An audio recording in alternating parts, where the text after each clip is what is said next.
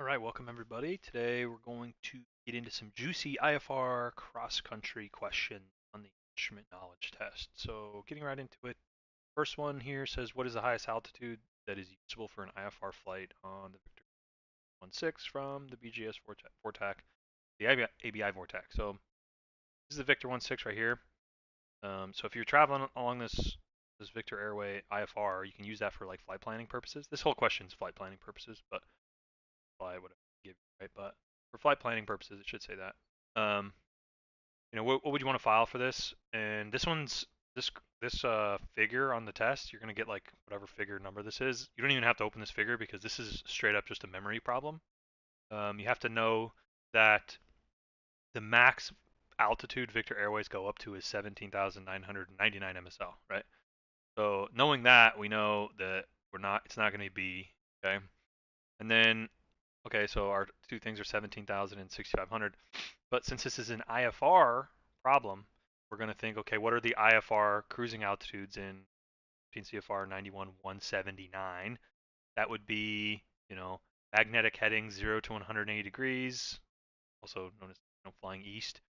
Eastbound, odd thousands, right? 3,000, 5,000, 7,000, any of those. So if you're at this vortex, Big Springs, you're flying over here to Abilene, you're going east, right? So because you're heading eastbound on this, you're going to use an east, so it's an odd. So this is a VFR altitude, first of all, right? This is a VFR altitude, so that one's out. So you obviously know that we're going to be on this one. It's an odd 1,000, and it's the highest one, which is kind of the answer. That's kind of part of it, right? It says the highest altitude, so that's how you do these problems, short and sweet. All right, moving on to this next one, it's going to be which of the following altitudes would be acceptable to plan an IFR flight on the Victor 86 eastbound again between Bozeman and Billings Vortex. Okay, so remember last time it's the same question, right? This is exact same. We're just kind of put into practice. Again, you really don't even need to look at the figure here. Just kind of memory. We know Victor Airway, right? Victor Airway. You can take 18,000. That's out because we know Victor Airways go up to 17,999 MSL. These two are two options. This one's higher, but is it make sense? It does make sense. We did it in the last question. Hey, 17,000 is good. Why would 14,500 not work? Well, first off, this is an even number, right? So evens would be going westbound. This says we're going eastbound, right here. And then it's a VFR altitude, so that's also not right. And it's not as high, so there's kind of three reasons. That one is not it. So that is how you solve those questions, those types of questions on the written exam. All right, so for this next one, it's pretty much just a symbology question. You're going to start and look at this. Where is the changeover point on the Victor 27 between GVO and MQO vortex? Okay, the MQO is this top one.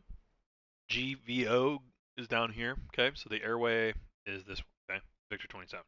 So you got three options: 20 DME from GVO, 20 DME from MQO, or 30 DME from SBA. So right out the gate, we're thinking like, yeah, probably not there, just because like it's not even on the airway, right? It's between these two VORs. So for these questions here, these changeover point questions, what you're trying to find, you're actually trying to find this symbol right here, okay? That little symbol right there. So what that symbol is the changeover point symbol, and it tells you how many DME towards the VOR it is, right? So you're going to change over. You're on this VOR and you're flying along this way. Let's say you're going to change over when you get 20 DME from this one, away from this one, or 34 DME from this one. It's the same place, okay? So either one of those answers would be right. If they said the 20 DME to GVO or it said 34 DME from MQO, those would both be correct. Now that they're not going to give you both of them, they're going to give you one. And in this case, they gave you 20 DME from GVO. You just use that little symbol right there to tell you that's the right answer, okay? You can't just quickly glance at this because you might mess it up. 20 DME, oh, 20 DME, yeah. You just got to make sure you get the right one, right? So GVO's here. You're going to make sure that's the one. So that one's out, and the right answer is going to be 20 DME. All right, so our next question here is a symbology question. So you're going to need the figure for this one. And in this case, we got what is the minimum crossing altitude? Okay, minimum crossing altitude or MCA. Okay, and then you're at the DBS vortex. So that DBS vortex, boys, so it's this one right here.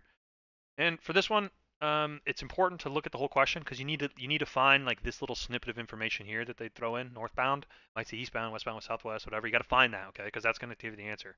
So what you're going to do is you're going to look minimum crossing altitude. You're going to, okay, let me find DBS vortex. You're going to find the info box right here. Here's your info box, but down here is all your MCAs, your minimum crossing altitudes, okay? So it says last little piece of information you need, 257 right here, okay? You're on 257. So if we're on the Victor 257, we're going to go through here. We're going to say, okay, that's 257 right there. 8,600 northbound, right?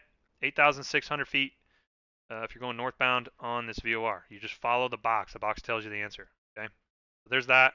Now you know you're going to go up here. You're going to go, okay, 8,600. My answer is right here. It's going to be for this one, okay? So remember, MCA, find the VOR, find your direction, which one, and go to the info box, okay? All right, moving right along here. The next one's a tricky one. Why is the localizer back course at Beaumont Port Arthur Airport depicted on the chart?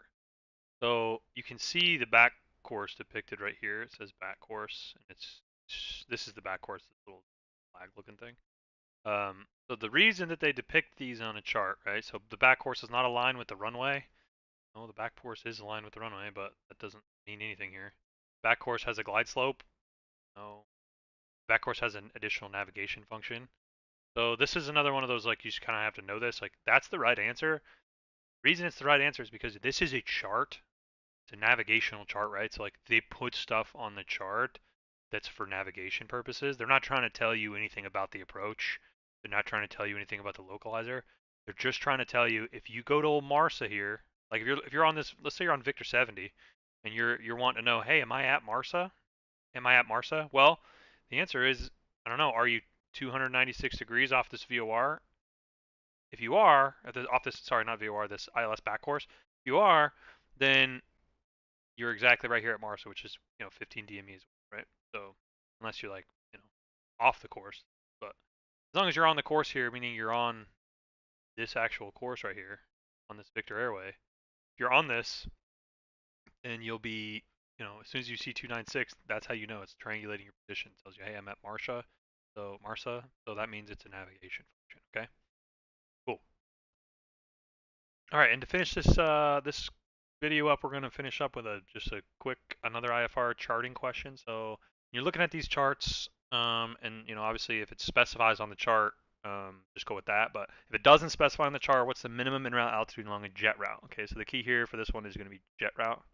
Oops, it's going to be jet route, right? So this is just a memory thing. Like, you have to know jet route. I want you to remember jet route. Okay, I want you to think. Okay, boom, 18,000. Okay, if you can remember 18,000 feet is the minimum route on a jet route, you're not be on a jet route underneath that. Okay, you could be higher, sure. Like, you could be on this. You could definitely be here, but it's not the minimum. The question asks you what's the minimum, right? A minimum, you can't be on 10,000. They start at 10,000, so that one's not it. And then of these two, 18,000 is just lower, so it's going to be the minimum, so it's going to be 18. Okay, cool. So I hope you guys learned something with these rapid fire kind of IFR chart questions, and I wish you the best of luck on your test. Thanks for watching.